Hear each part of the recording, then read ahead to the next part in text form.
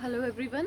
सो हम in plus one chemistry हम discuss कर रहे थे about chemical bonding. In our previous video we discussed about two topics, one is polarization and another one is hydrogen bonding. In today's lecture again we are going to discuss about two topics. One is bond parameter and another one is resonance. So let's start our lecture with the topic bond parameters.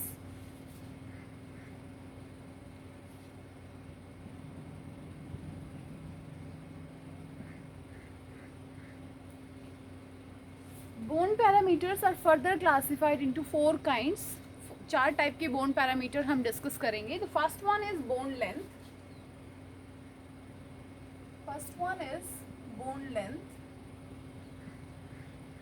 Second one is bond strength.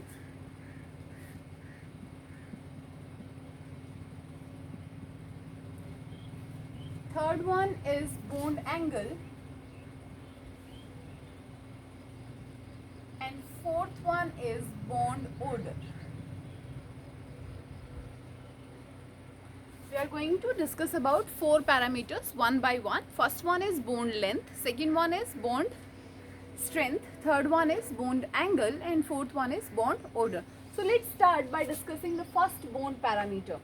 What we are going to understand with the term bond length. Bond length होता है दो atoms जब आपस में combine करते हैं तो उनके न्यूक्लियस के बीच की जो डिस्टेंस होती है उसको हम कहते हैं bond length.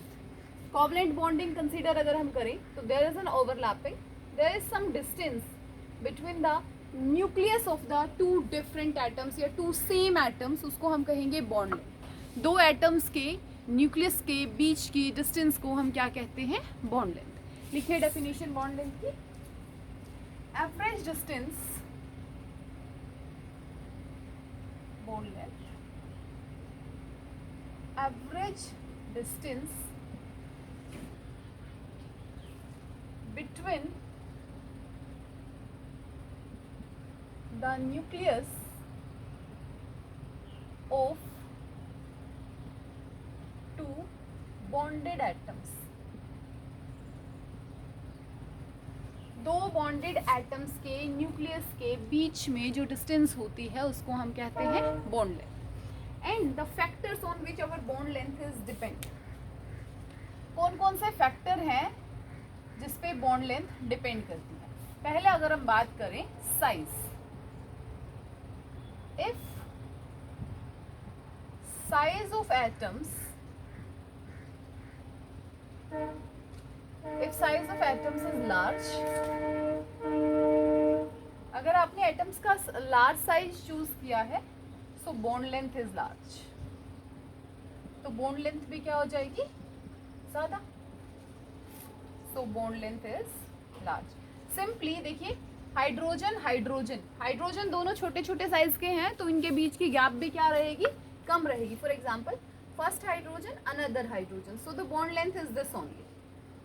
Point A to point B is the bond length in case of hydrogen because their size is small.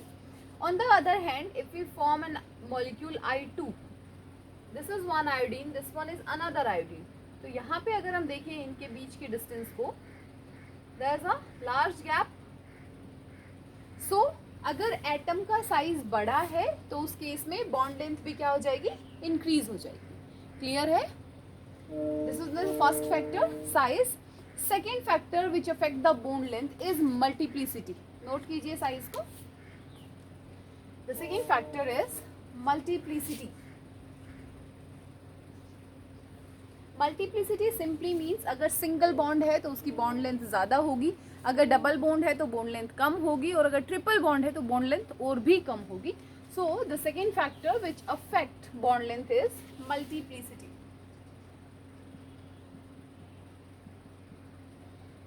Multiplicity simply means single bonded, double bonded and triple bonded.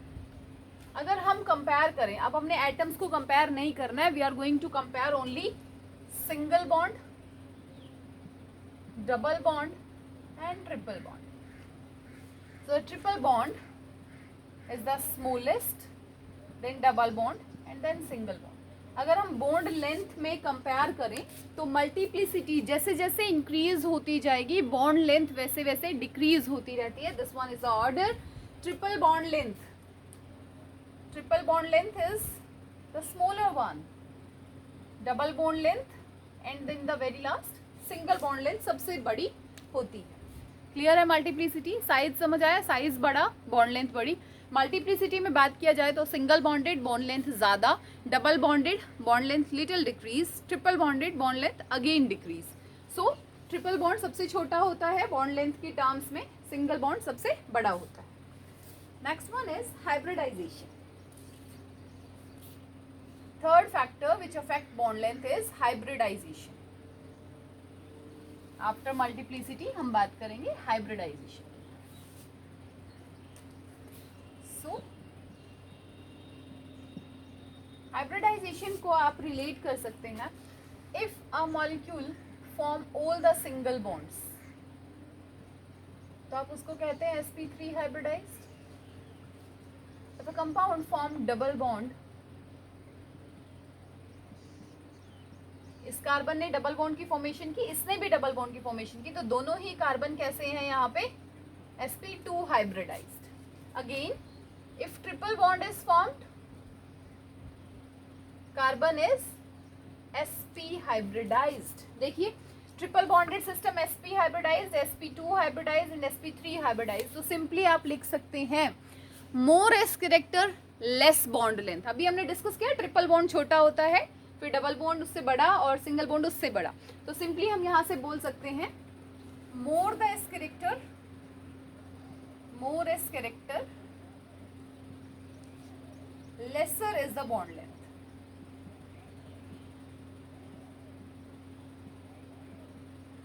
S character जितना ज्यादा रहेगा bond length उतनी ही क्या रहेगी? कम रहेगी। Clear? This one is our first bond parameter, bond length. दो atoms जब एक दूसरे के साथ बॉन्ड बनाते हैं तो उनके न्यूक्लियस के बीच की डिस्टेंस को हम बॉन्ड लेंथ कहेंगे। फैक्टर्स उसको कौन कौन अफेक्ट करते हैं? उसको अफेक्ट करते हैं फैक्टर साइज। अगर एटम्स का साइज ज्यादा है तो बॉन्ड लेंथ ज्यादा होगी। सेकंड मल्टीप्लिसिटी, सिंगल बॉन्ड सबसे लंबा होता है, फिर डबल बॉन्ड और ट्रिपल बॉन्ड। हाइब्रिडाइजेशन में बात करें तो एस कैरेक्टर जितना ज्यादा बॉन्ड लेंथ उतनी कम। यहाँ पे S character 50% S and 50% P.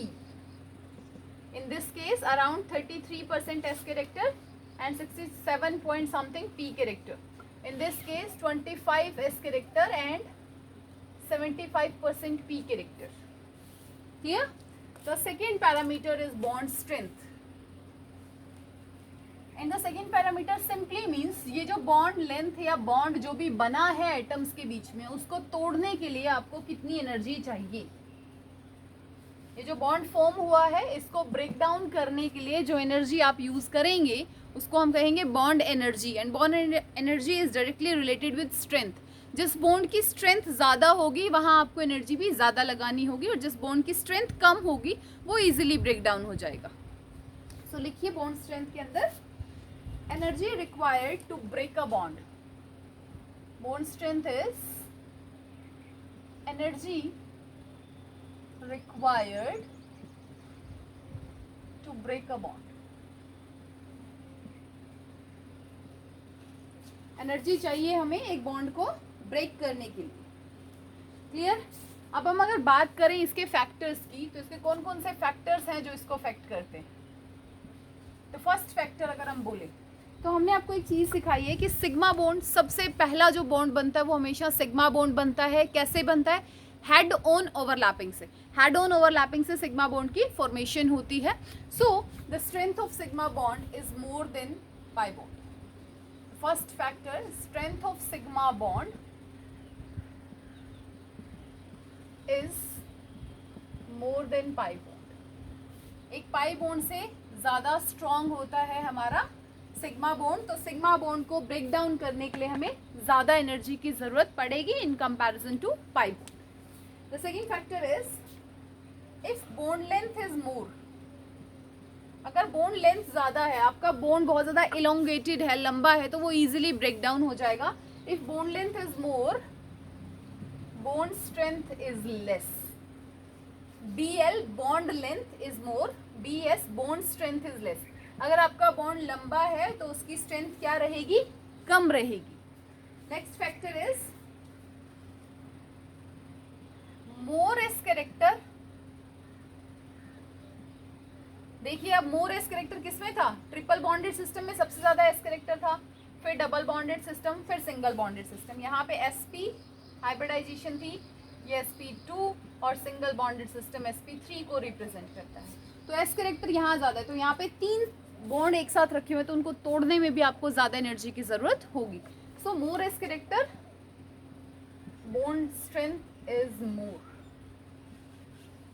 जितना ज्यादा एस कैरेक्टर होगा बॉन्ड स्ट्रेंथ भी क्या होगी, उतनी ही ज्यादा होगी। Next point is bond energy या bond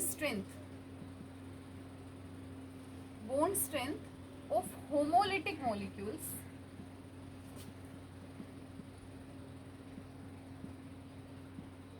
is less than the bond strength of heterolytic molecules. मान लो दो सेम काइंड के एटम एक दूसरे के साथ कनेक्ट हुए हैं और एक बार दो डिफरेंट काइंड के एटम्स एक दूसरे के साथ कनेक्ट हुए हैं, तो जब जो डिफरेंट काइंड के एटम्स एक दूसरे के साथ जुड़ के मॉलिक्यूल बनाते हैं ना, उसको कहेंगे हेट्रो, जिसमें दो डिफरेंट काइंड के एटम्स एक दूसरे के साथ कनेक्टेड हैं। होमो, जिसमें दो सेम एटम्स एक दूसरे के साथ कनेक्टेड होते हैं। तो जो हेट्रोलिटिक मॉलिक्यूल्स होते हैं हमारे, उनकी बॉन्ड स्ट्रेंथ ज्यादा होती है in comparison to the homolytic molecules.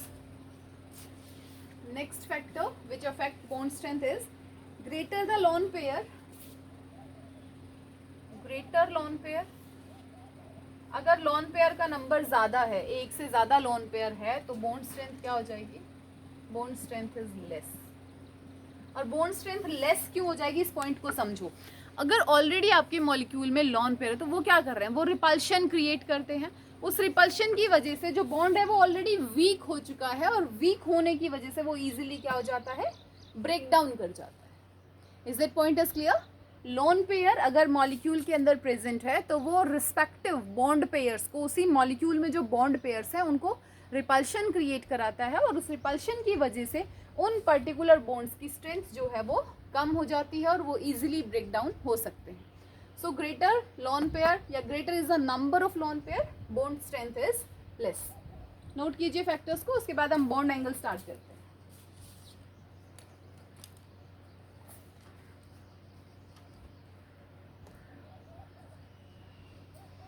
Next factor is bond angle.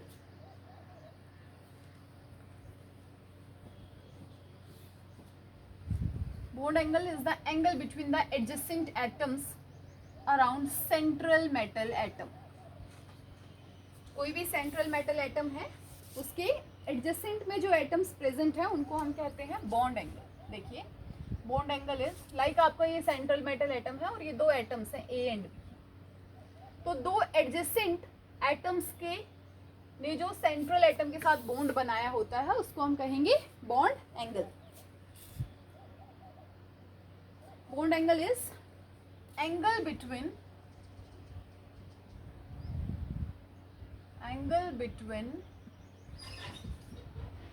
two adjacent bonds of an atom। एक एटम के दो एडजेसेंट बॉन्ड्स के बीच में जो एंगल की फॉर्मेशन होती है उसको हम कहते हैं bond angle. And the factors which affect bond angle, first factor की अगर हम बात करें तो हम लिखेंगे hybridization. Simply sp3 hybridization is present in CH4।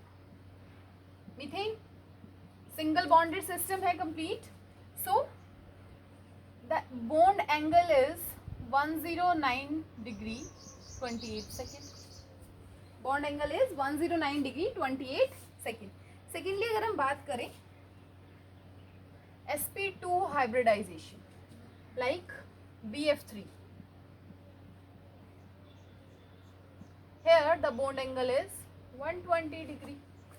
sp3 का एक एग्जाम्पल लिखा, sp2 का एक एग्जाम्पल लिखा। अगर हम लिखते हैं sp linear shape, CO2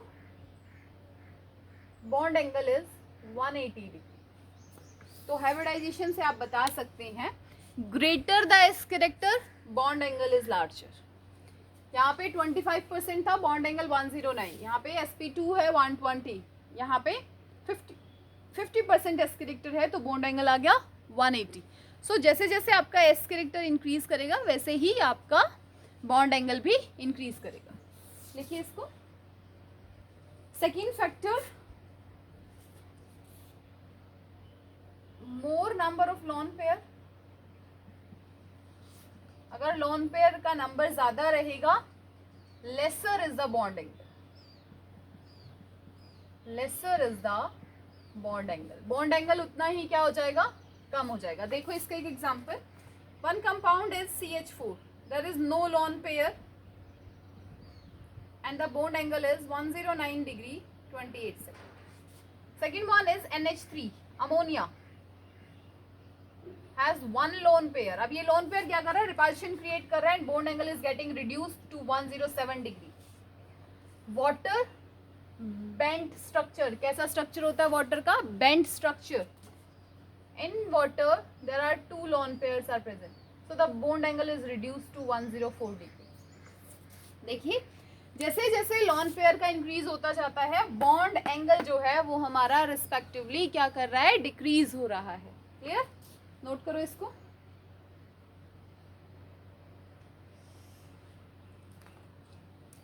third factor simple सा फैक्टर है, अगर इलेक्ट्रोनेगेटिविटी डिक्रीज होती है तो बॉन्ड एंगल भी डिक्रीज हो जाएगा। अगर किसी रिस्पेक्टिव एलिमेंट की इलेक्ट्रोनेगेटिविटी आप डिक्रीज करते जा रहे हैं तो बॉन्ड एंगल भी क्या हो जाएगा, डिक्रीज हो जाएगा। So this one is our third bond parameter. Bond angle के बारे में हमने पढ़ा। Angle between two adjacent bonds of an atom is known as bond angle. We discuss about the factors and now we are going to discuss about the last factor, bond order. Bond order होता है दो atoms के बीच में कितने bond present है उसको हम कहेंगे बॉन्ड ऑर्डर। नोट कीजिए आप इसको। Now let's discuss about the last factor which is bond order. And bond order is the number of bonds present between atoms. Bond order is defined as the number of bonds present between the combining atoms. जो भी आपके respective atoms combine हो रहे हैं उनमें कितने bonds present है। जैसे HH bond order is 1, N2 bond order is 2, O2 bond order is 2, N2 में 3, क्योंकि 3 बॉन्ड है ना, 1 2 3। तो जितने बॉन्ड्स आपने दो एटम्स के बीच में बनाए हैं वो क्या हो जाएगा, उस कंपाउंड का बॉन्ड ऑर्डर। देखिए इस चीज को।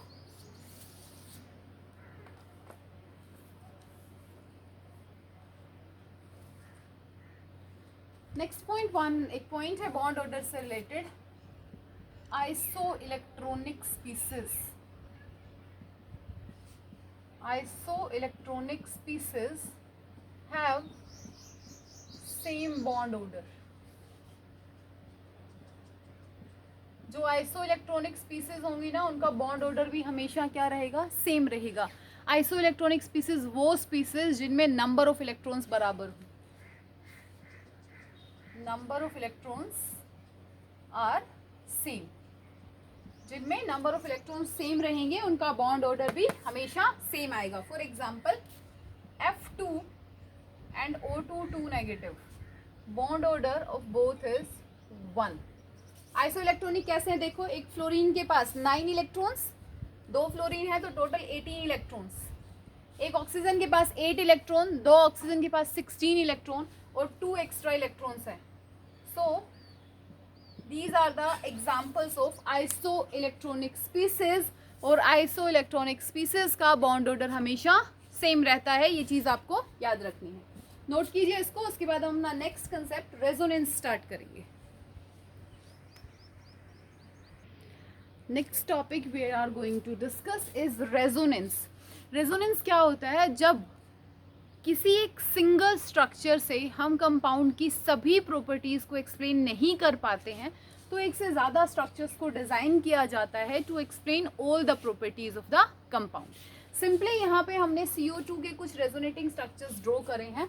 This is the simple structure, ये लेविस फॉर्म से हम बना सकते हैं। In this structure what we are going to do, यहाँ पे जो ऑक्सीजन के पास दो लोन पेयर थे, ध्यान से देखिए अभी इसको, this pair of electron move toward this side and double bond converted into triple bond and this bond shifted towards this side. जो फर्स्ट से सेकंड स्ट्रक्चर में हमने चेंज किया वो कैसे किया, लोन पेयर इस तरफ शिफ्ट हुआ, 2 से 3 बॉन्ड हो गए, और यहाँ पे एक डबल बॉन्ड का जो पाई इलेक्ट्रॉन क्लाउड था वो ऑक्सीजन की तरफ शिफ्ट हो गया। यहाँ पे एक्स्ट्रा इलेक्ट्रॉन आए सो दैट नेगेटिव, इसने अपने लोन पेयर को डोनेट किया सो दैट पॉजिटिव। क्लियर है? शिफ्टिंग ऑफ इलेक्ट्रॉन्स, ये जो वेरियस रेजोनेटिंग स्ट्रक्चर्स हम बनाएंगे, ये बनाएंगे हम with the help of delocalization of lone pair या पाई इलेक्ट्रॉन क्लाउड्स के डीलोकलाइजेशन से हम इनको स्टडी करेंगे।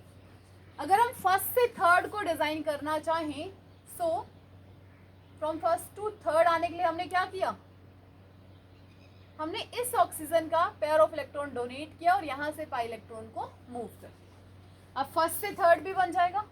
एक लास्ट में मैंने फोर्थ स्ट्रक्चर डिजाइन किया जिसमें मैंने सिंगल बॉन्ड को तो डार्क लाइन से रिप्रेजेंट किया और पाई इलेक्ट्रॉन क्लाउड्स को घूमते हुए दिखाया है। बॉन्ड मैंने पर्टिकुलर कोई फिक्स नहीं बनाया, pi electron clouds are moving from one oxygen carbon से होते हुए दूसरे ऑक्सीजन तक वो कंटिन्यू मूव कर रहे हैं। सो ये जो फॉर्म्स हैं, जो अलग अलग फॉर्म्स बनाई जाती हैं, इनको हम कहते हैं canonical forms. What we call them, canonical forms.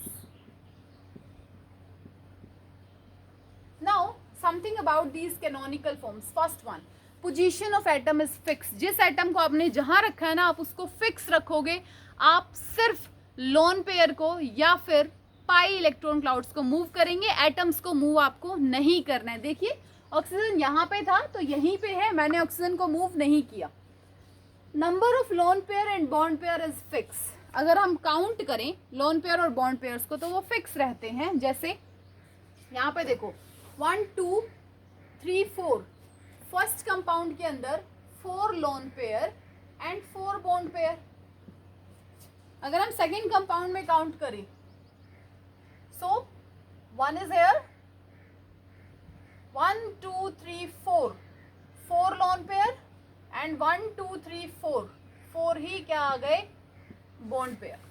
सो अगर हम कैनोनिकल फॉर्म्स में बात करते हैं तो number of lone pair and bond pair remains same, energy almost same. ये जो फॉर्म्स है ना 1 2 3, इनकी एनर्जी जो है वो ऑलमोस्ट सेम रहती है, वेरी नहीं करती। स्ट्रक्चर कंसिस्ट, स्ट्रक्चर्स को बनाते टाइम आपको एक चीज़ ध्यान रखनी है, कई बार क्वेश्चन आ जाता है, आपको 4 मल्टीपल चॉइस मिलते हैं and you have to find out which one is the most stable resonating structure. तो आप क्या चीज़ देखेंगे, उनमें आप देखेंगे कि जो नेगेटिव चार्ज है वो इलेक्ट्रोनेगेटिव पे ही प्रेजेंट होना चाहिए और पॉजिटिव जो है वो इलेक्ट्रॉन पॉजिटिव पे होगा, तो स्टेबिलिटी ज़्यादा होगी। हार्ड एंड फास्ट नहीं कि होगा ही होगा, हो सकता है इलेक्ट्रोनेगेटिव पे प्लस चार्ज भी आ रहा हो, तो आपकी वो कैनोनिकल फॉर्म क्या हो जाएगी, कम स्टेबल हो जाएगी बस। Like charges must be away from each other. अगर प्लस माइनस है ना तो उनके बीच में गैप होना चाहिए, नॉट प्लस माइनस हो वो आसपास चल जाएंगे, बट अगर प्लस प्लस है जैसे लाइक चार्जेस प्लस प्लस या माइनस माइनस, वो एडजेसेंट नहीं होने चाहिए। रेजोनेंस की वजह से बॉन्ड ऑर्डर चेंज हो जाता है। फॉर एग्जांपल यहाँ बेंजीन है, यहाँ पे आपको 2 टाइप के बॉन्ड दिख रहे हैं, एक डबल बॉन्ड दिख रहा है और एक सिंगल बॉन्ड दिख रहा है। क्लियर? यहाँ पे भी एक डबल बॉन्ड और एक सिंगल बॉन्ड दिख रहा है, बट जो रेजोनेटिंग स्ट्रक्चर या जो रेजोनेंस हाइब्रिड है बेंजीन का, उसका स्ट्रक्चर इस टाइप से होता है। This is the resonance hybrid. This one is resonance hybrid. Clear? अब इस resonance hybrid में जो bond order है ना वो 1.5 का है, ना तो वो 2 ना वो 1, दोनों के बीच का bond order आ जाता है। तो इसीलिए हम कहते हैं कि resonance की वजह से bond order बदल जाता है। जैसे देखो कार्बोनेट आयन मैंने ड्रॉ किया, CO3 2 नेगेटिव, 2 ऑक्सीजन पे नेगेटिव चार्ज, एक double bonded oxygen, double bonded oxygen O negative O negative, तो इस तरीके से इसके 3 फॉर्म बने। तो जो इसका रेजोनेंस हाइब्रिड होगा ना कार्बोनेट आयन का, if we draw the resonance hybrid of carbonate ion, तो हम कैसे ड्रॉ करेंगे उसको, और पाई इलेक्ट्रॉन क्लाउड जो है वो इन पूरे सिस्टम पे क्या कर रहा है, रिवॉल्व कर रहा है, एंड द ओवरऑल -2 चार्ज। तो इस रेजोनेंस हाइब्रिड में जो बॉन्ड ऑर्डर रहेगा ना वो 1.33 का रहेगा, इन बिटवीन रहेगा 2 से कम और 1 से ज़्यादा। तो रेजोनेंस की वजह से बॉन्ड ऑर्डर भी क्या हो जाता है, चेंज हो जाता है। नोट कीजिए इसको, फिर हम रेजोनेंस हाइब्रिड के बारे में थोड़ा बहुत पढ़ते हैं जो हमने यहाँ पे लिखा है। नोट कीजिए इसको।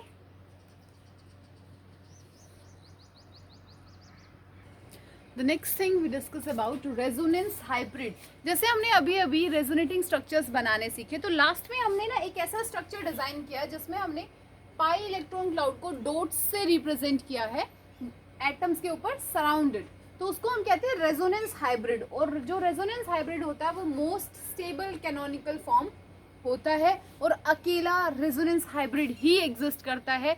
और जो भी कैनोनिकल फॉर्म्स होती ना वो सिर्फ हाइपोथेटिकल होती हैं, इमेजिनरी होती हैं, उनकी कोई रियल एग्जिस्टेंस नहीं होती।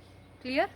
सिर्फ रेजोनेटिंग जो रेजोनेंस हाइब्रिड है वो रियल में एग्जिस्ट करता है, बाकी सभी कैनोनिकल फॉर्म्स जो हैं वो रियल में एग्जिस्ट नहीं करती।